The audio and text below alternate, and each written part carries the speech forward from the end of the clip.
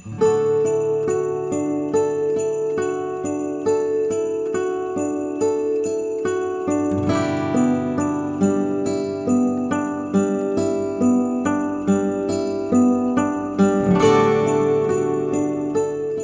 symbolism of the deer.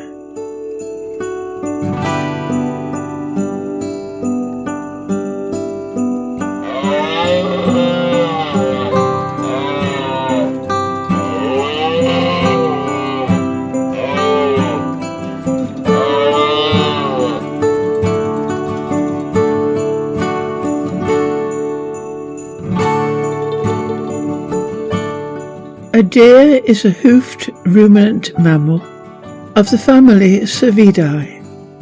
The two main groups of deer are the Cervini, including muntjac, red deer, fallow deer, and elk, wapiti, and the Capreolini, including reindeer, caribou, white-tailed deer, roe deer, and moose. Male deer of all species grow and shed new antlers each year. In this they differ from permanently horned antelope, which are part of a different family, Bovidae. The word doe is used to describe a female deer. The word stag is used to describe the male deer, and the word hart is an archaic word for a mature stag. Each has its own symbolism. The baby deer is called a fawn. In the Disney cartoon, it is called Bambi. The doe is symbolically fickle, very feminine, requiring constant watching to see she doesn't run off, and not the brightest of animals, flighty and easily led. The stag is constantly protective, works alone to defend his harem, will fight for them and care for their needs. Unlike a wolf, he has no pack to help him. Every male is a threat, and every predator likewise. The fawn is like any totally innocent child, vulnerable, requiring constant protection from predators and from its own poor judgment. The symbolism is thus very different from a wolf's, where the wolf acts as a pack animal. The stag always works alone, meaning the stress is that much greater, and a stag can die of exhaustion, displaying its virility and defensive powers. But the rewards are great, as a stag symbolically and actually is very attractive to any doe, a female without the ability to look after herself, but with the vulnerability to attract the stag man.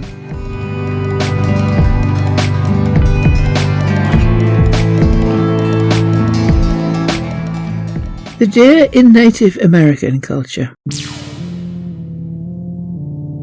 This symbolic division can best be seen in Native American Indian cultures, where the person who took on the role of the stag was known as an Elk Dreamer. John Lame Deer and Richard Erdoes.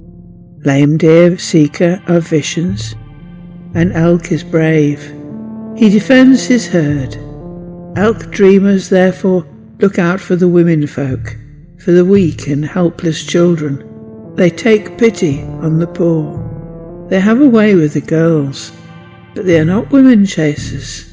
They treat women with respect and gentleness, but they have the love power, and women know it. Just watch such an animal, how he protects his harem, always putting himself between his does and the danger. An elk master gets his power from this animal. This power turns your eyes inward and penetrates into your mind, filling your whole body with Haugen. An elk man will have a good voice, be a good musician, a flute player. This flute The Siotanka, it charms. It plays the love songs with which a boy calls his girl. The sound travels far. Even the animals in the woods love it. A good spirit comes with it. An elk man is good at treating sick women. He can make powerful hunting charms, and the love charms too. He works with elk medicine. Hehaka tapayuta. The elk medicine used in many ways cures many sicknesses.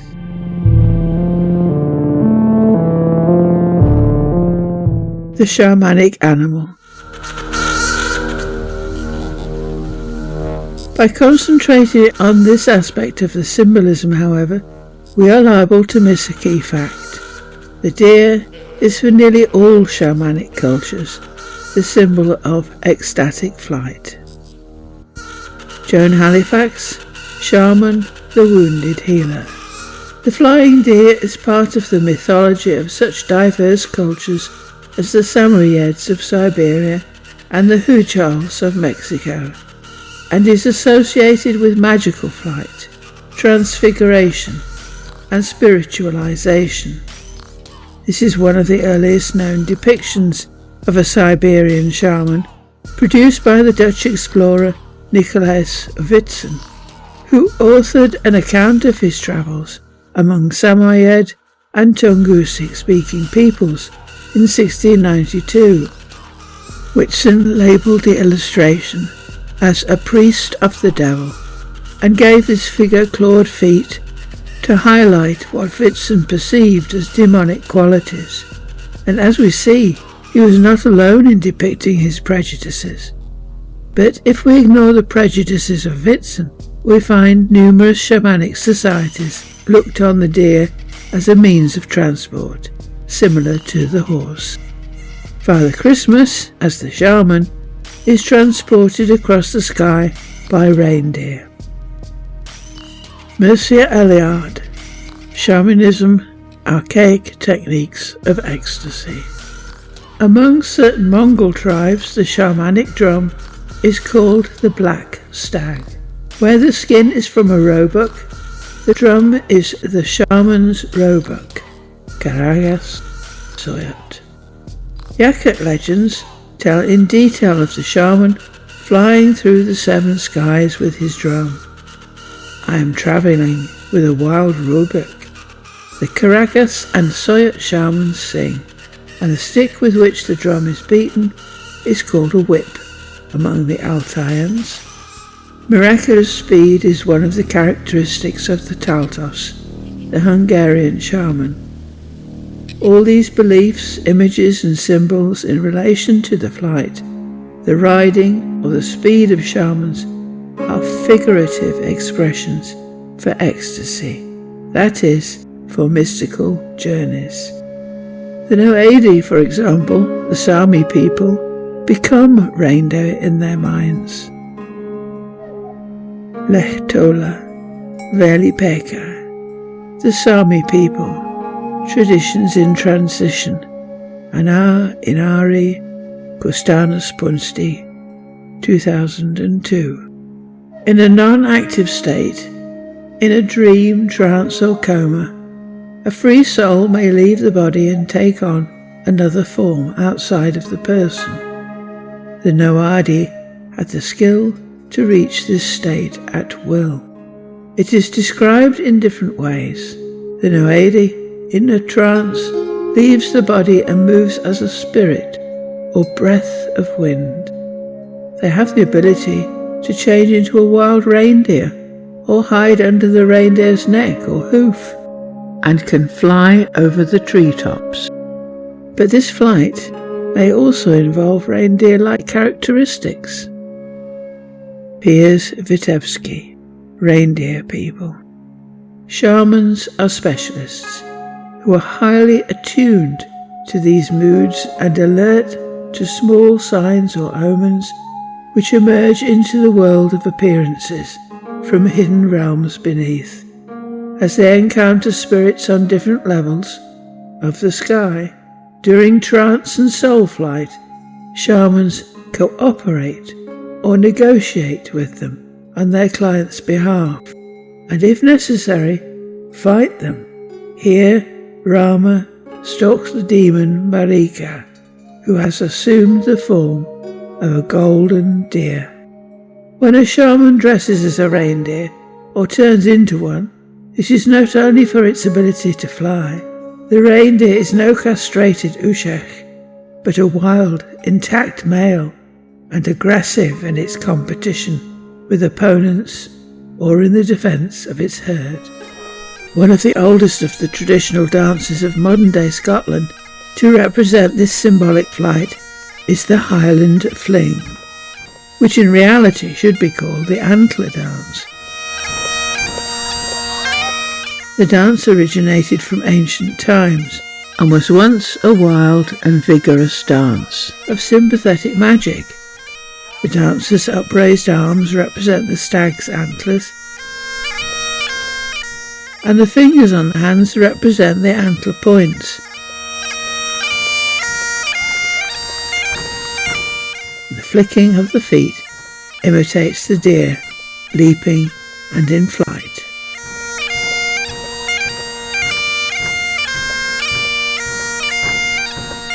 The deer as a god, Cernunnos. So we have Native American Indians using the specific attributes of the stag, its protective nature and its attractiveness to the females. Then we have the shamans of Siberia, Mongolia, as well as the Sami people, who achieve out-of-body states from their drumming and feel themselves to be carried by reindeer in ecstatic flight, from which we derive the legend of Father Christmas. But to early cultures, the deer was a god. For example, many shamanic objects have been found at Star Carr in North Yorkshire, England, including 21 adult red deer skulls with antler headdresses thought to be used by shamans in ritual practices. The finds have been dated to around 8000 BC, although the finds in Lascaux Cave, France, go back 17,000 years. But in order to find examples of the deer as a god, we must turn to the Celts, the Picts, and Cernunnos. The religion of the Celts was Druidism, and there were some 400 gods and goddesses in all, including Mokos, the bull god, Taruos, the bull god. In the Gaulish language, Taruos means bull, although it is easy to see how Taruos could easily become Taurus, and Cernunnos, the horned stag god. A Cernunnos type antlered figure is found on the Gundestrup Cauldron, on display at the National Museum of Denmark in Copenhagen. He is shown with antlers, seated cross-legged, holding a torque and a snake. And this progression has thus led us to the most important symbolic deer of all, the white hart.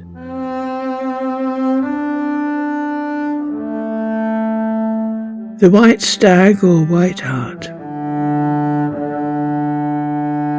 In Celtic mythology, a white stag was seen as a messenger from the other world, either bringing a warning that a sacred law was being broken, or acting as a guide into a magical quest.